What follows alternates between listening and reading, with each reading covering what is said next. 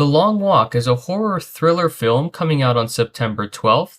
It's an adaptation of Stephen King's first book by the same name. I got the opportunity to see the film a little bit early, a couple of weeks. Lionsgate reached out to me to see an early screener. My wife and I traveled a little bit, hence the Airbnb setting here. Now, firstly, I never read the book, so I don't know how to compare it to the book. I've heard, some differences in terms of the ending, and I think I know in general kind of what the differences are, but I haven't read it myself to make any of those comparisons. I went into this totally fresh. I honestly had no idea what to expect other than the title and some of the artwork to kind of get an idea. And it is an interesting premise. And keep in mind, this is going to be totally spoiler free, but essentially you have this dystopian world, kind of mimics like an America that went sort of a bad way, like a totalitarian government or militant government or something like that. Basically, in this dystopia, this group of guys signs up to walk as far as they possibly can with the hopes of winning this prize. And it's interesting timing because obviously this book came out a long time ago,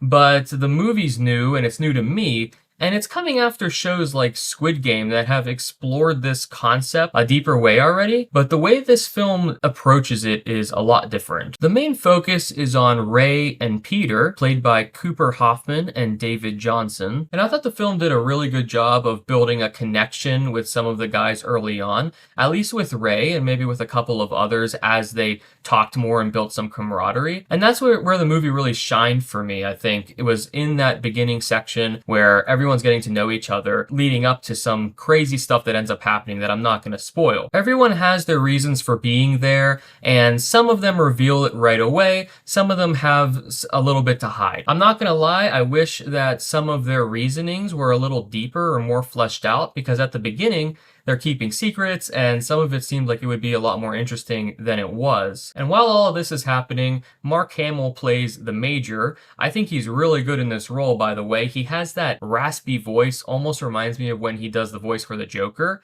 but in the setting of like a military guy. It was a really interesting choice, and I thought it worked really well. And in a way, he's sort of running things. It almost seems like he makes the rules, or at least enforces them for the most part, and he keeps an eye on all the guys while they're doing this walk. And at the beginning, into the first act, that's pretty much the movie, exactly how I just described it.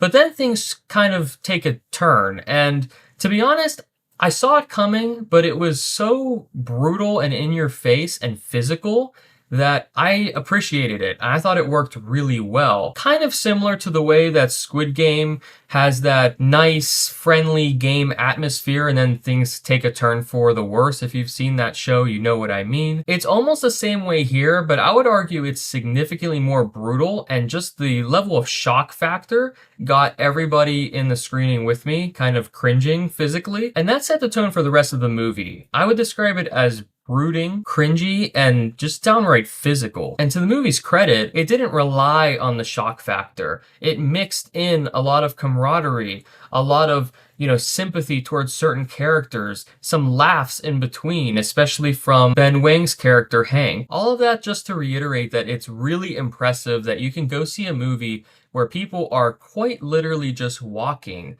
And it was extremely interesting. My wife and I noticed a lot of other people in the theater were pretty much on the edge of their seat. You're anticipating the next crazy thing that's going to happen, but then the movie has you take your guard down because of all the other heartwarming moments that end up leading to the next shocking thing that happens. And look, it's certainly not a perfect film, and I'm going to get into some of the negatives, but I just have to reiterate that it's really impressive that you create such a dark story. I mean, it's brutal. It is just hard to watch in certain moments, but I think people will appreciate that. It's real, it's gritty, and it's not going to pull any punches, but it is also sort of heartwarming and soulful in certain ways. They do a really good job of balancing the scenes, and I have to give it a lot of credit for that. Unfortunately, like I said, the film is not perfect. It has a lot of pacing issues, and I don't think it's really the fault of the single setting.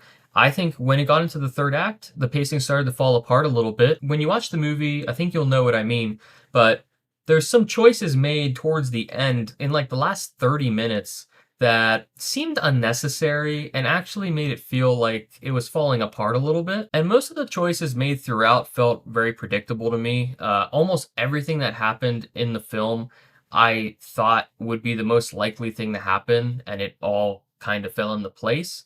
I do watch a lot of movies, but I think most people would feel the way that I feel about it. It's not really a bad thing because everything it tries to execute for the most part, it does very well, but there's no huge surprises here, just to be honest. And for the ending, it was pretty bad. I did not really like the ending. I wanted to like it more than I did, and as I reflected, I think I've just been liking it less every time I think about it again. But this is one of those areas where, after reading some stuff online, some spark notes about the book, I think maybe the book had a better ending. So I can't really judge that because, again, I haven't read the book, but just from the movie perspective, I hope people won't be disappointed, but I think you might be. It just kind of ended. That's kind of part of the pacing issues in the third act as well. Kind of feels like you're walking, and then they rush to finish things up. So that was a bit of a misstep because so much of the movie is executed so well. Overall, not a perfect film, but the sound design, the directing, it's so well directed, it's so well acted. It relies so much on the actors because you're basically looking at them walking towards you for 80% of the movie. So it's all acting, and it's really impressive what these actors are able to accomplish within a couple of hours in terms of making you care about them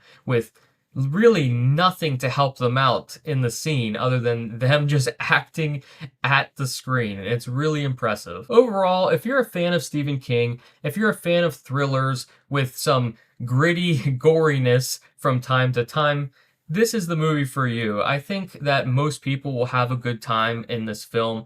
Don't try to overthink it. There is some philosophical stuff that is pretty cool, and I just can't take it too seriously, especially with the way it ends. But in terms of just enjoyment factor, my wife and I had a great time watching this film. It is thrilling. It accomplishes pretty much what it sets out to do. And it's a totally original premise, even coming from some other things where there maybe had a similar storyline. It's different enough and so well executed that I think it gets the pass. Overall, I give The Long Walk a B. Thank you guys as always for watching. Let me know in the comments below if you've read the book, if you already have some knowledge about it. Try not to spoil anything, obviously, since it's not out yet. But if you haven't read the book, or if you're interested in seeing the film, after you see it, let me know what you think. Totally appreciate you guys watching as always, and we'll see you.